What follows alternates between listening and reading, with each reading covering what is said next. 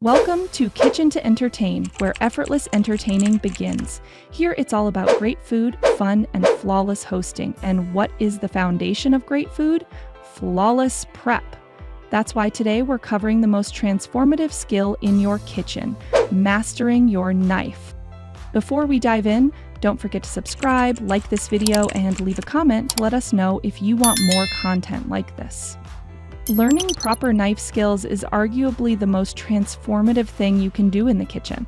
It's not just about speed, it's about efficiency, safety, and achieving truly consistent cooking results.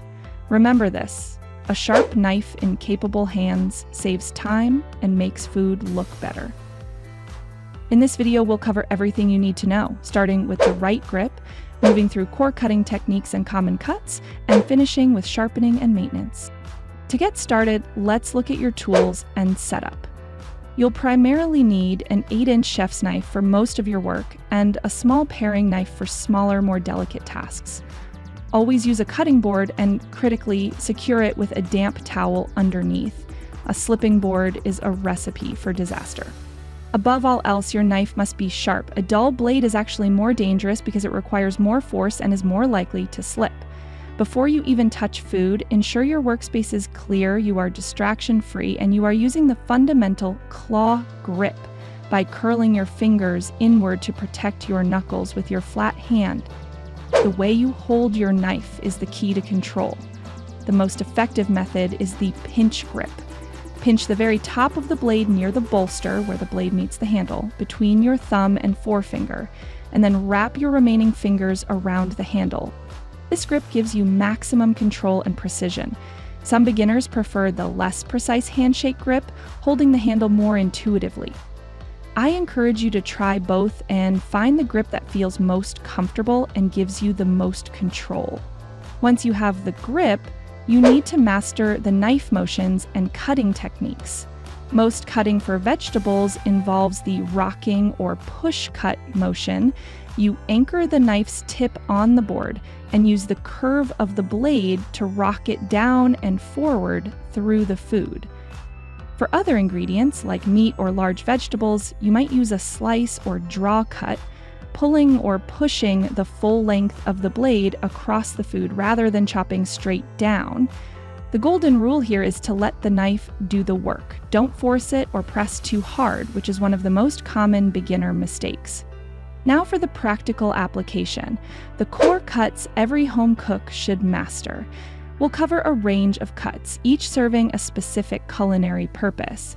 For hearty dishes like soups and stews, a simple chop or rough chop is fine, focusing only on keeping the pieces a similar size for even cooking. For things like onions or cucumbers, focus on a clean slice, using the full length of the blade for thin, even cuts.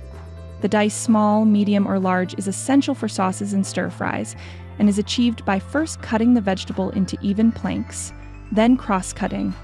More refined cuts include the julienne, which is a matchstick shape, thin strips, the brunos, which is tiny cubes cut from julienne strips, and the bâtonnet, which are thicker sticks, great for fries.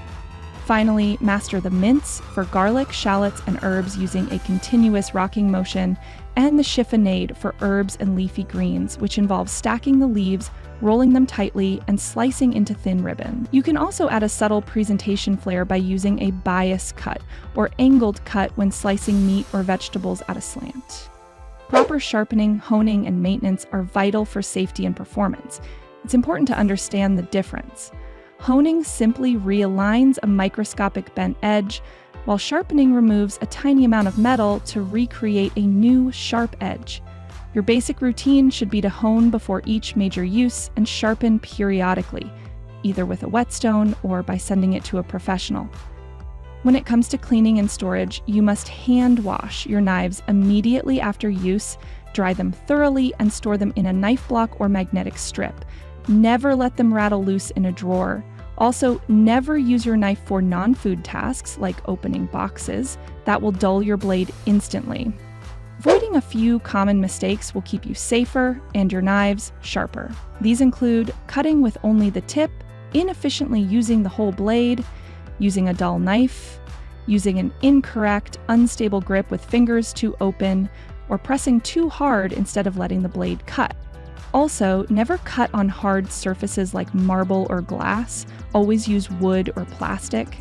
And finally, always strive for consistent sizes, because if one piece is twice as big as another, it will cook differently. To accelerate your learning, dedicate time to practice drills and tips for improvement. Professional chefs will tell you that potatoes and carrots are your friends. They're inexpensive, readily available, and forgiving, making them ideal practice material. Start by cutting slowly and deliberately. The speed will come naturally as your technique becomes muscle memory. Focus fiercely on accuracy over speed initially. A great tip is to film your hands while you cut and watch it back to spot where your technique might be faltering.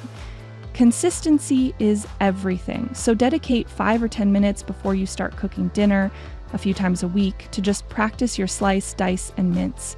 You'll be amazed at how quickly you improve. If you enjoyed this video, make sure to hit the like button and subscribe for more hosting tips and kitchen inspiration. This is Kitchen to Entertain. Thanks for watching.